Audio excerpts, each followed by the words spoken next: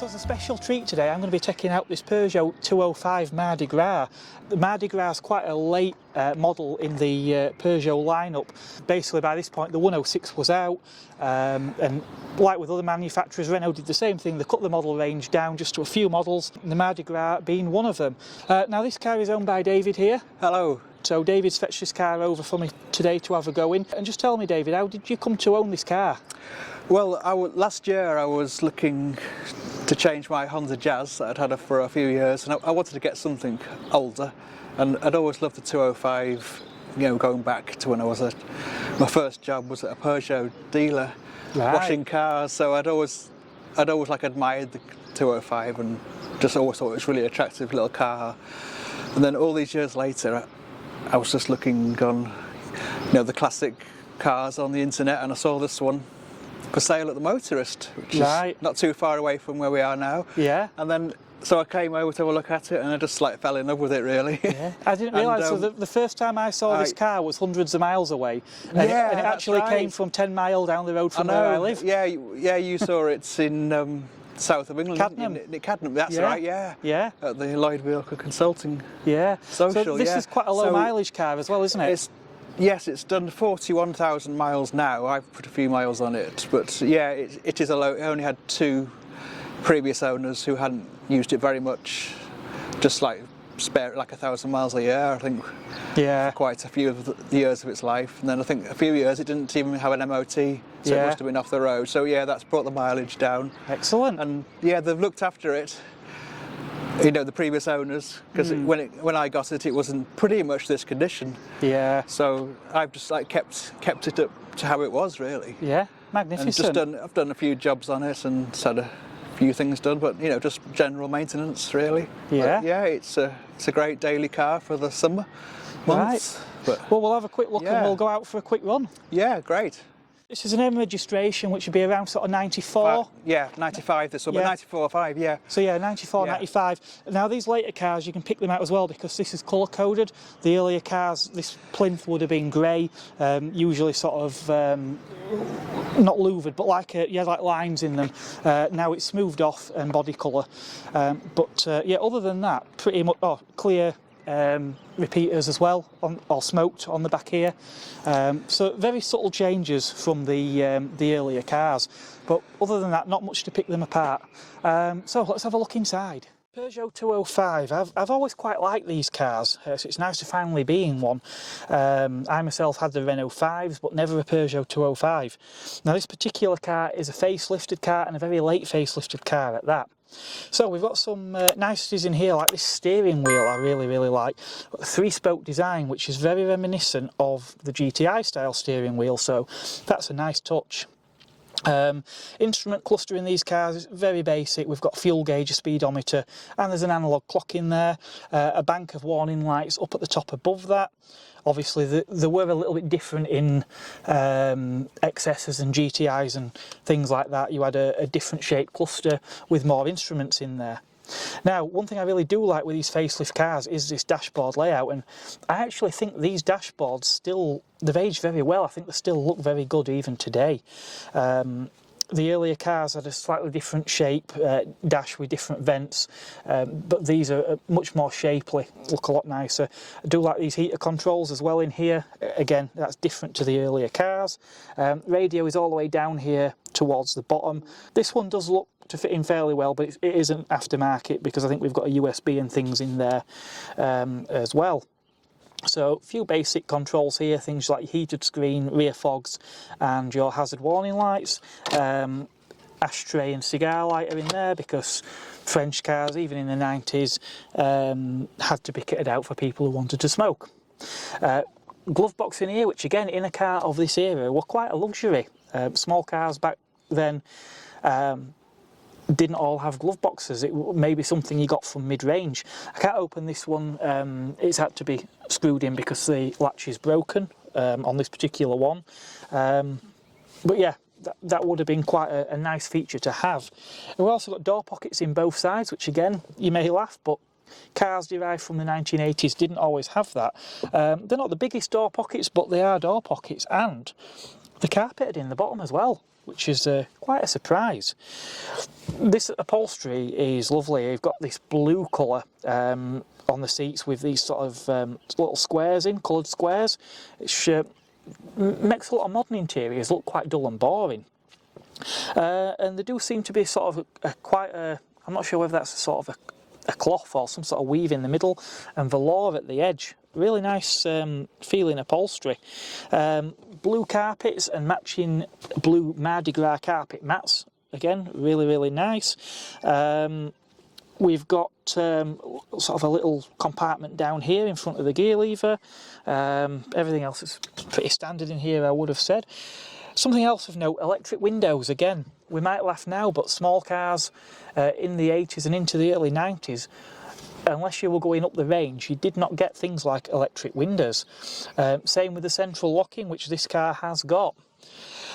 Door cards, again, we've got this wonderful fabric here on the door cards that matches the centre of the seats with this these sort of coloured dots in. Again, really nice, really brightens up this interior.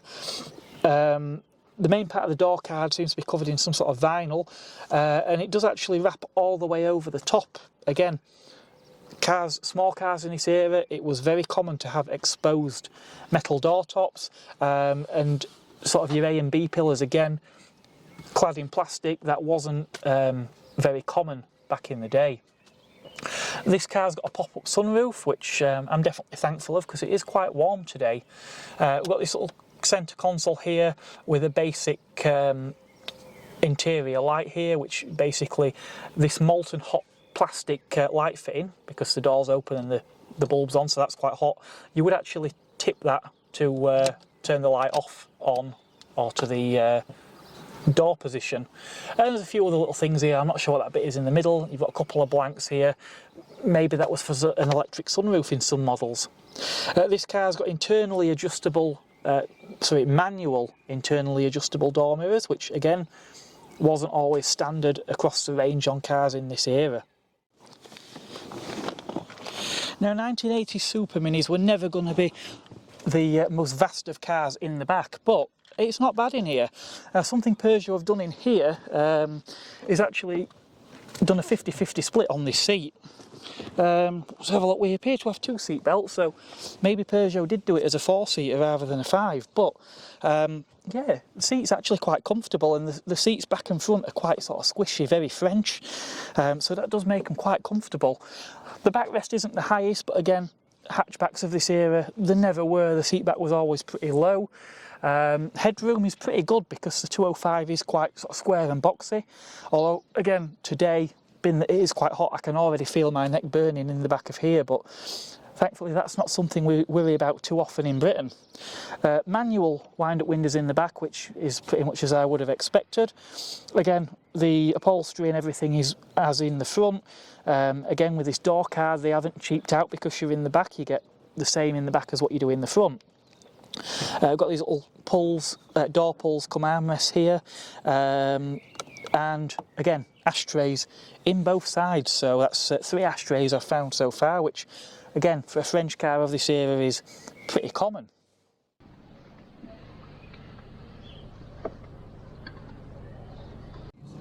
So finally, after decades, I'm actually out in a Peugeot 205, a car I've always wanted to try out.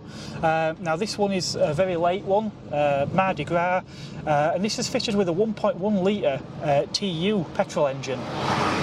Now there was also a diesel engine and there was a 1.6 litre petrol automatic as well that was available.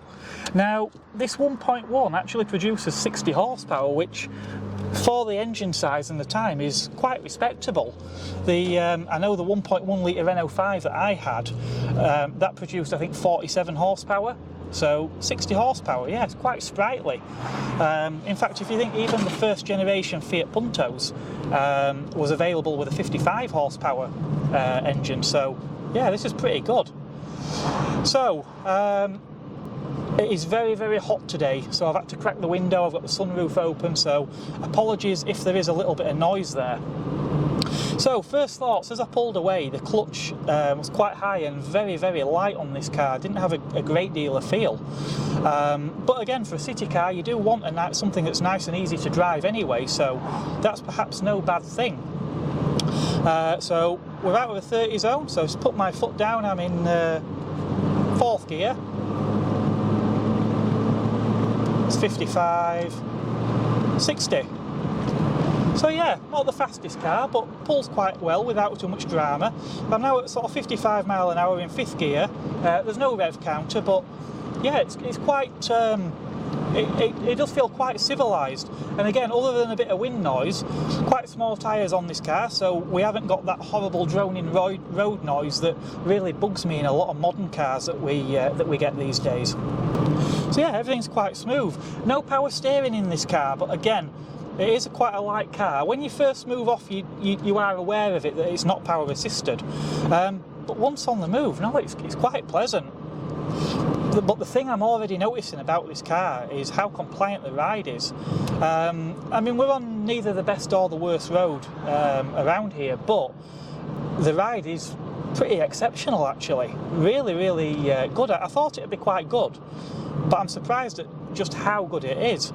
I will be turning off onto a B road shortly, so that may test it a little bit more, but no, this is very, very pleasant indeed. Now, visibility in this car is excellent. As with many cars of this era, you've got quite tall windows, so we can see quite well out. So I'm just going to do a 4 to 2, let's just check. Oh yeah, perfect for toe and heel. So the brake pedal and accelerator, they're not miles apart, but they're close enough that you can toe and heel quite nicely. So on national speed limit, I'm just going to drop to 2.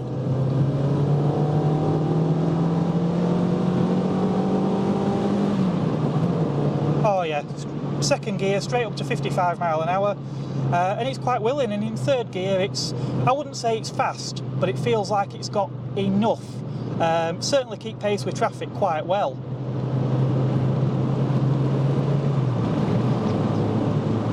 So we're approaching a level crossing now. I know when I took my Megane down here, I was quite surprised at how well it rode over the level crossing. So we'll just ease it down a little bit.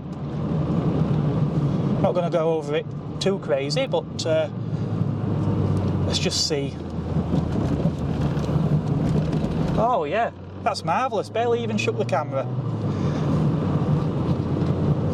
I really do quite like this. I think I could see myself in one of these. Now, as I say, there was a 1.6 litre petrol engine as well, but that had an automatic gearbox, and there was a diesel engine, so I don't know, having not driven them, I don't really know how that would compare to this one. But yeah, I think this is certainly, for a car that weighs as little as what this one does, I certainly wouldn't think as an issue. It certainly feels a bit more sprightly than I remember my Renault 5 feeling, although I would say that this example is probably a bit more in the prime of its life, despite being over 25 years old now. Gear change is actually quite slick and feels precise. Doesn't feel hard work at all, it just seems to slot in quite nicely through the gears. Now again, the road surface here isn't quite as good as the road we were on, but still seems to lap it up quite nicely. And steering, yeah, it's light, but being that it's not power assisted, it feels quite precise. There doesn't seem to be much in the way of a dead spot in the middle, which is nice. So any Super Mini should be easy to drive, so I'm actually going to do a turn in the road here. So again, great visibility all around in this car, so quick look round. So yeah, no power steering, but admittedly it's not all that heavy.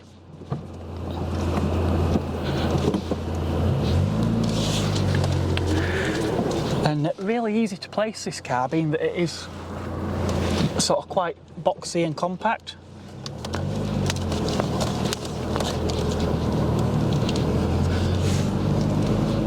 Yeah, I don't think I'd feel too aggrieved at having to drive this around town. I think I could cope quite well with that. Right, back onto some quicker roads.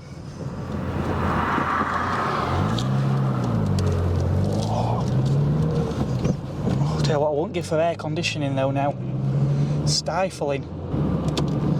So the Mardi Gras was effectively the run-out model of the 205 after the 106 was obviously in production, probably for a couple of years at that point.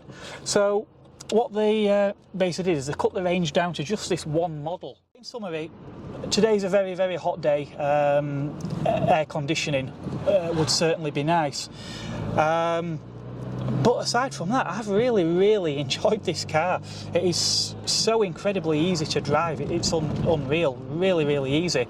And just the way it rides, it's like riding on a magic carpet. It's uncanny that a small car like this can feel so composed. And even when I was pushing on a little bit through some of the bends, yeah, the car rolled a little bit, but it wasn't all over the road. It pitched a little bit and then kind of held that position, shall we say, and it always felt like it was gripping. It was never skipping about or bumping like in a lot of more modern, firmer cars where you kind of feel like you skip round the corner a bit. But no, this just seems so compliant, really impressive. So I'm very, very grateful to David for allowing me to drive his Pride and Joy today. Now, perhaps you've got an interesting car yourself that you would like featured. If so, I am actually based in Yorkshire, so you know, within reason, we can travel and maybe do some reviews if it's something that you're interested in. My details will be in the video description, so you can drop me an email or you can get in touch with me through social media. I'm on Twitter and Facebook, Mark on Motoring. Yeah, so there'll be some more videos to come along soon, some more events, hopefully some more car reviews at some point perhaps as well. So make sure you hit that subscribe button so that you won't miss out on any of those, and hit the bell notification too, that way you will be notified when the videos go live. I do try and get a video up every week where possible. So, you've been watching Mark on Motoring, and until next time, it is goodbye from me. Thanks for watching.